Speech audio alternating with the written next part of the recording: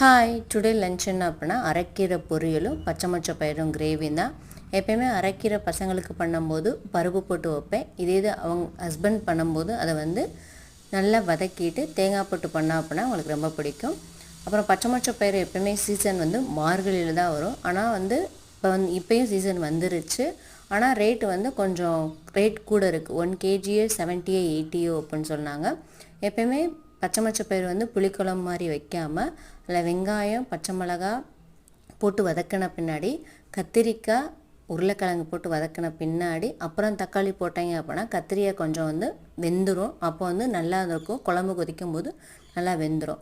அதில் இதில் புளித்தண்ணி கொஞ்சமாக ஊற்றணும். புளித்தண்ணி எப்போயுமே வீட்டு மிளகா பொடியில் தான் போடுவோம். போட்டு கொதித்த பின்னாடி பச்சை மொச்சை பயிர் வெந்த பயிரை போட்டுட்டு தேவையான அளவு உப்பு போட்டுட்டு கொதித்த பின்னாடி தேங்காய் வெங்காயம் வெள்ளைப்பூடு பெருஞ்சீரகம் சிறுஞ்சீரகம் கசகசா போட்டு அரைச்சி ஊற்றுனீங்க அப்படின்னா அது கறிக்குழம்பு டேஸ்ட்டில் இருக்கும்.